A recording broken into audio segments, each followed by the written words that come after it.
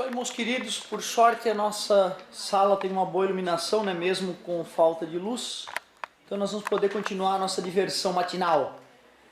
O colega trouxe uma questão interessante aqui, ó, que diz lá: o valor de cada resistor no circuito representado no esquema a seguir é 10 ohms. Então tu vem, embora a representação clássica de resistores seja assim, muito comum também aparecer esse tipo de simbologia. E ele me garante que cada um deles é 10 ohms. A resistência equivalente entre os terminais X e Y em ohms é igual a... Pensa comigo. Se eu saio do ponto X em direção ao ponto Y, se eu tomo esse caminho aqui de cima, a corrente que passar por esse resistor passará pelo próximo e passará pelo próximo. Logo eu posso garantir que eles estão em série, já que a corrente é a mesma. 10 mais 10 mais 10, 30. Então eu já posso substituir todos aqueles resistores por um único de 30 ohms.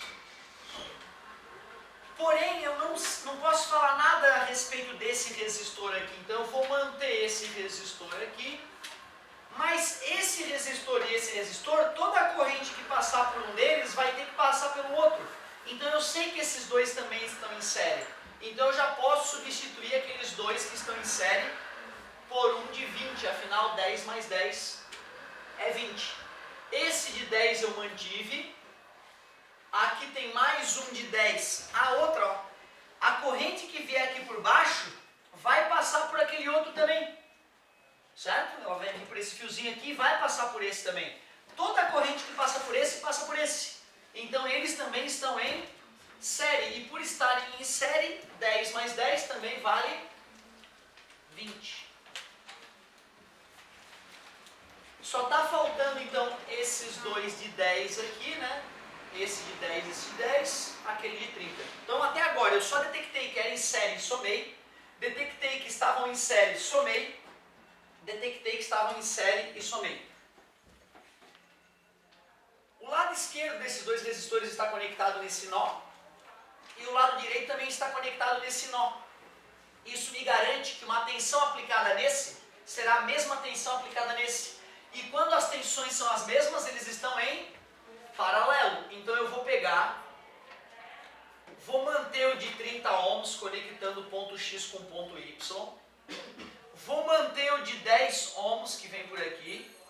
Vou manter aquele outro de 10 ohms que chega por aqui. E esses dois que estão em paralelo, 20 com 20 em paralelo, dá um de 10. Claro que nós poderíamos ter feito, né, 1 sobre o resistor equivalente é 1 sobre 20, mais 1 sobre 20, mas quando eles são iguais, né, é só dividir pelo número de resistores. Esse aqui continuou desde o início, 10 ohms. Esse aqui continuou, 10 ohms. E agora observe que nessa nova situação eu percebo que toda a corrente que percorrer esse primeiro resistor, percorrerá esse e percorrerá o outro também. Então eu posso mais uma vez afirmar que eles estão em série. Então eu vou manter aquele de 30, que estava desde o princípio ali. E 10 mais 10 mais 10 dá mais um de 30. E aí eu fico com 2 de 30 em paralelo. E 2 de 30 em paralelo é o mesmo que 1 de 15. É só dividir por 2. E eu vou te confessar que não é as primeiras vezes que a gente está fazendo isso, não é fácil. A gente tem que estar bem concentradinho aí. Batendo o olho lá, né? A gente às vezes tem a tendência de querer descobrir já de cara quem é em série e quem é em paralelo. E esses caras aqui... Yeah! Yeah! Esses caras aqui não estão nem em série, nem em paralelo. Certo? Portanto, eu não poderia a priori dizer o que eles são. Eu tive que fazer esses dois em série, fazer esses dois em série, descobrir que eles estavam em paralelo para só depois conseguir enxergar que aqueles dois caras estavam em série com o resultado dessas outras associações. Ótima pedida para a gente ir crescendo nessa associação de resistores. E os caras ainda podem piorar, por incrível que pareça, às vezes eles fazem uma bagunça ainda maior. Teve questões de associação de resistores que apareceram para mim, que eu só consegui resolver depois que eu reescrevi a associação. Porque a maneira como ela vinha escrita não dava de reconhecer nada. Eu tinha que ir lá e redesenhar tudo para poder reconhecer quem é que estava em série e quem é que está em paralelo. Ótimo pedido, eu gostei. Fiquem à vontade, meus queridos.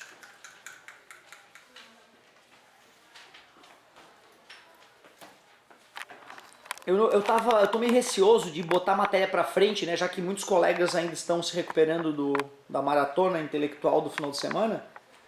Então eu fico meio receoso, né? Acho um pouco injusto que a gente avance na matéria sem a presença de mais pessoas. E por isso que eu acho que de repente vale a pena a gente fazer uma questãozinha ou outra a mais ainda.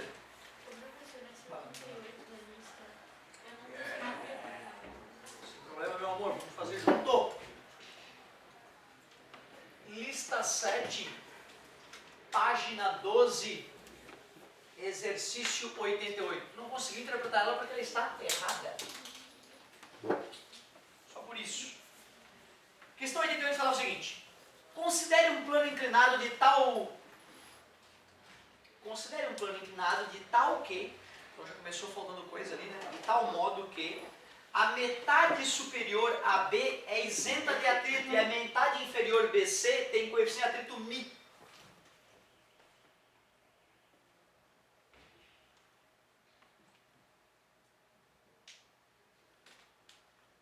Ele me disse que aqui é perfeitamente liso, mas aqui tem um atritinho, então não é perfeitamente liso. Ele falou que nessa outra metade o coeficiente de atrito é μ. Falou que o ângulo do inclinado é θ, gravidade é G, todo verticalmente para baixo. Um bloco abandonado do repouso em A volta ao repouso em B. Um bloco é abandonado do repouso em A e volta ao repouso em B. Isso é um absurdo! Coeficiente de atrito μ é... lógico, o cara tá vindo, né? Deslizando com aceleração e de repente, pá! Para do além! Isso é um absurdo! Para que ele pare instantaneamente, a força resultante deve ser infinita. Como essa força resultante é oriunda do atrito, a força de atrito deve ser infinita. Para que a força de atrito seja infinita, o μ deve ser infinito. Tem opção do μ ser infinito? Não, então está errado. Para não jogarmos a questão fora, temos que considerar que ele deve estar dizendo que o cara para em C. Ele volta ao repouso no ponto C. Aí faz sentido. Tu vê, quando eu fui corrigir essa questão lá em Erechim semana passada, eu fiz de duas maneiras distintas. Uma delas eu fiz pela parte energética, só que eles não tinham tido energia ainda, com outro colega. E aí então eu não podia, eu tive que fazer pela cinemática, pela dinâmica e pela cinemática. Vocês já trabalharam em energia esse ano? Energia mecânica, cinética, potencial gravitacional, potencial elástico, o teorema das energias. Então tu vê, eu vou fazer a mesma coisa que eu fiz lá, eu vou fazer pela parte de dinâmica, né, por cinemática. Por energia talvez fique melhor, fique mais gostosinho de fazer pela energia. Mas vamos se divertir aqui. Então olha só. Pontilhada paralela, pontilhada perpendicular ao plano, a gente pode ir lá e desenhar o peso. Esse peso vai poder ser decomposto em Px, que acelera o bloco morro abaixo, e Py, que empurra o bloco contra o plano inclinado. O plano responde gerando a força normal. E o ângulo? Onde está o ângulo? Entre P e Py. O ângulo que um plano inclinado faz horizontal sempre está entre P e Py. Pô, eu tenho que saber o quanto esse cara acelera. Para descobrir que velocidade ele vai atingir. A força resultante atuando no cara na primeira metade do plano inclinado é o próprio Px. Px é igual a m vezes a. Como é que se calcula o Px? Px é o peso vezes sem ângulo seno de θ. Px é igual a m vezes g vezes seno de θ. Substituindo então o Px no lugar da força resultante, m vezes g vezes seno de θ é igual a m vezes a, corta a massa. Descobri que a aceleração do cara na primeira metade do plano inclinado foi g seno de θ. Assim eu posso descobrir que velocidade ele atingiu. Como eu não tenho tempo, eu corro para o Torricelli. Caro Torricelli,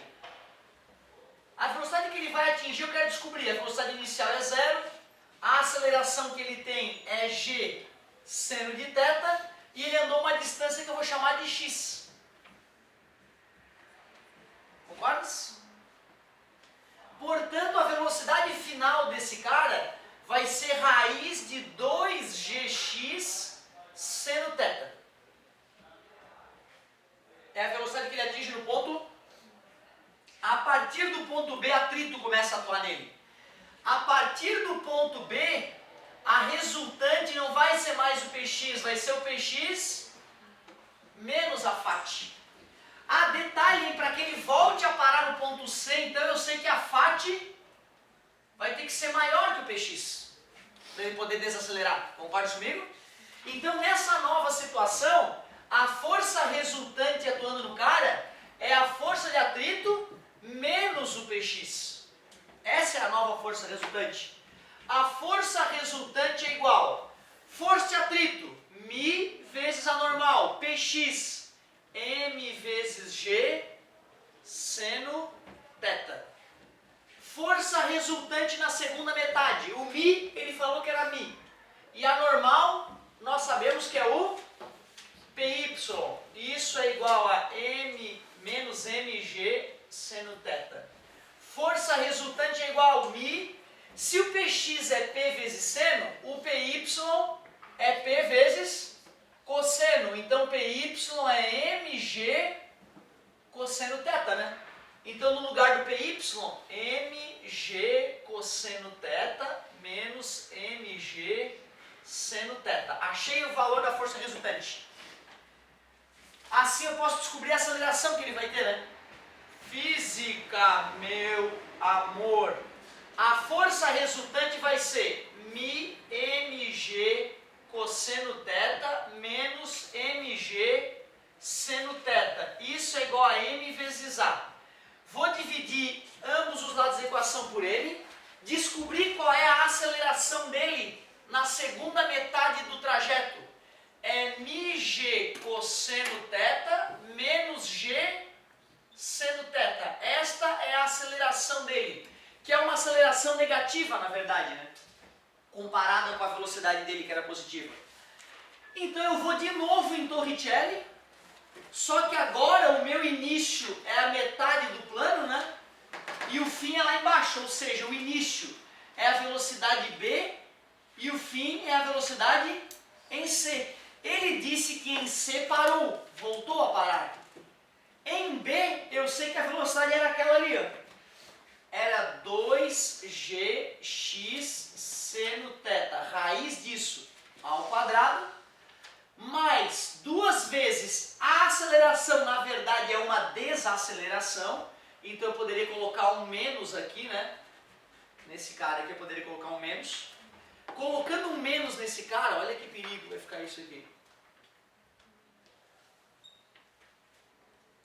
μ g cosseno θ menos g seno θ vezes a distância. Como nós estamos na segunda metade, se essa primeira metade era x, essa segunda metade também vale x vezes x. 0 ao quadrado é 0, raiz quadrada elevada ao quadrado cancela, 2gx seno θ, mais, aqui vai ficar menos 2μg cosseno θ, menos com menos, mais 2g seno θ x, né? Tudo multiplicado por x, então o x vai aparecer tanto aqui quanto aqui, né? O x também multiplica todo mundo.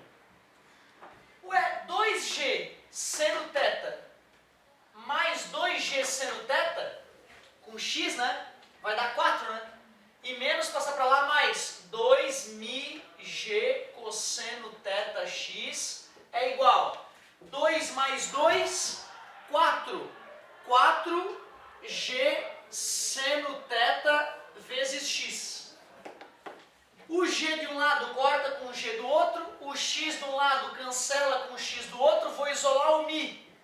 Está multiplicando, passa dividindo.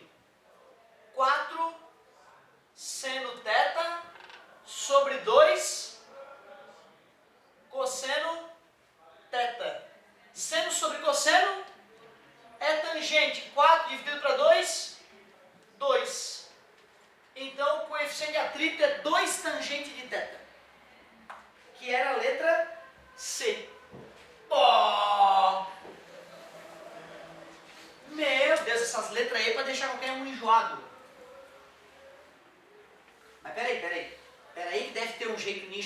Power Plus rápido, instantâneo de fazer.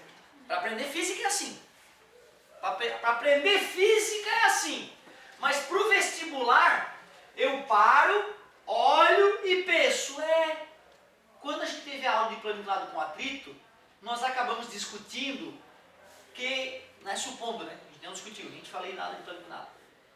Nós acabamos discutindo que para que um bloco no plano inclinado tenha velocidade constante, o coeficiente de atrito deve ser a tangente de θ. Como na primeira metade não tinha atrito, na segunda metade tinha atrito, e o cara saiu do repouso e chegou no repouso, e só tinha atrito na metade, então o coeficiente de atrito tem que ser o dobro para poder parar. 2 tangente θ. Dava de ter feito de cabeça instantaneamente, mas o cara tem que ter uma puta de uma bagagem para poder saber, entendeu? Não, obrigado a entender. Vou explicar mais calmamente. Falei muito rapidamente. Cara, olha só que legal. Uma questão que não é obrigado o professor fazer isso na aula de plano inclinado. Às vezes não há tempo para fazer isso. Mas, dependendo do ritmo que a gente coloca numa aula de plano inclinado, a gente acaba discutindo que tem uma situação famosa no vestibular, onde o sujeito desce o plano inclinado com velocidade constante. Plano inclinado com atrito. Ângulo alfa, coeficiente de atrito é μ. Lá vem o cara descendo o plano inclinado e a velocidade dele é constante.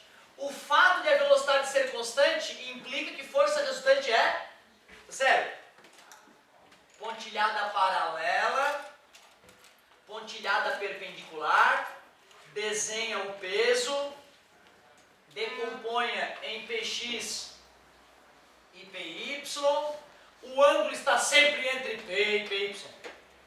Como falou que tinha coeficiente de atrito, tem a força de atrito, e o Py é que gera normal. Para a força resultante ser zero, o Px tem que ser igual a Φ.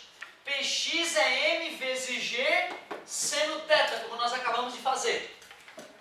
E a Φ é μ vezes a normal. Só que a normal é igual ao Py.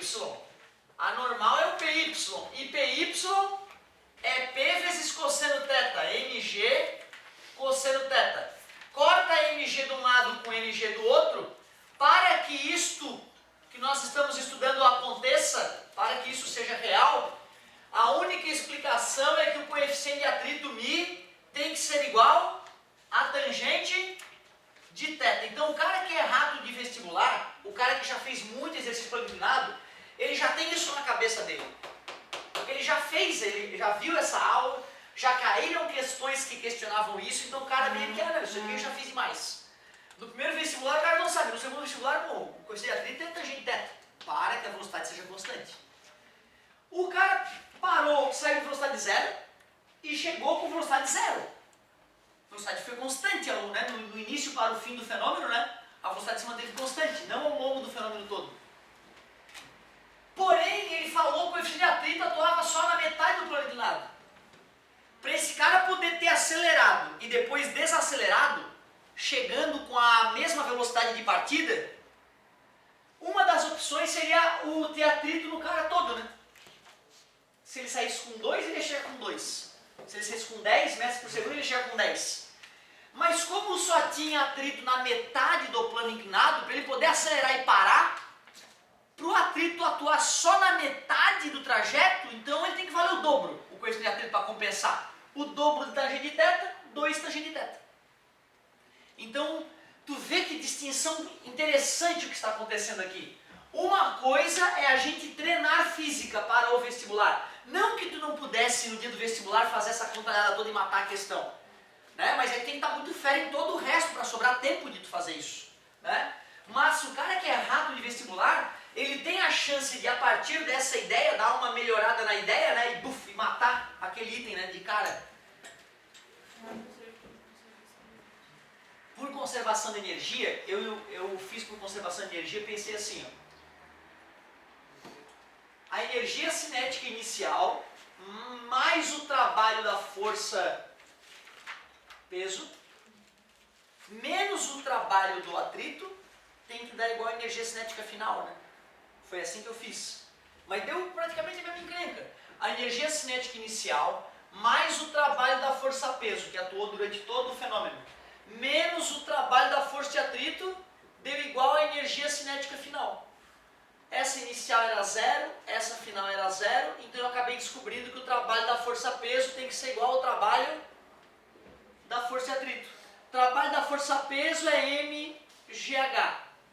O trabalho da força de atrito é a força de atrito vezes o deslocamento vezes o cosseno do ângulo, né? Certo?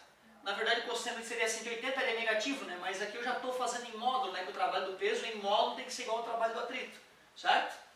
M vezes G vezes H, a força de atrito é μ vezes a normal vezes a distância do plano inclinado, D, certo?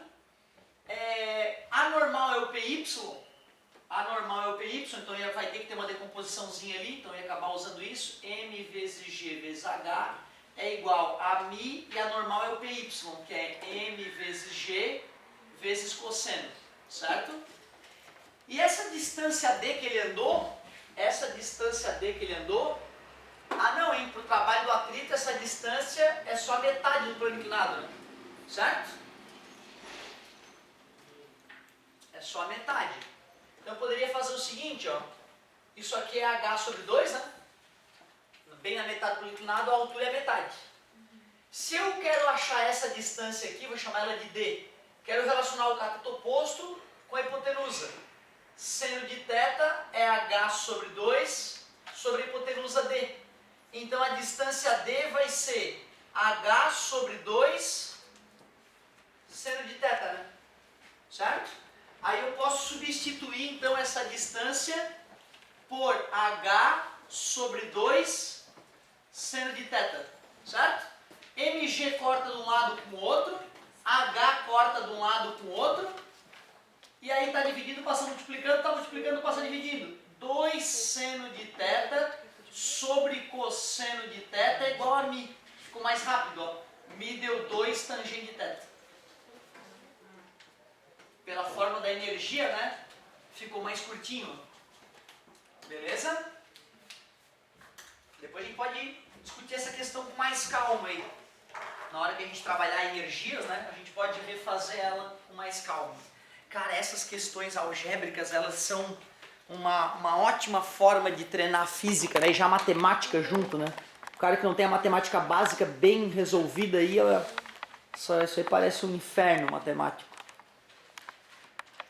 Então que bom, cara, adorei essa questão, muito obrigado pela pedida, revisamos plano inclinado, revisamos um pouquinho de dinâmica, revisamos um caso especial, né, de plano inclinado com atrito, onde a velocidade é constante, adorei.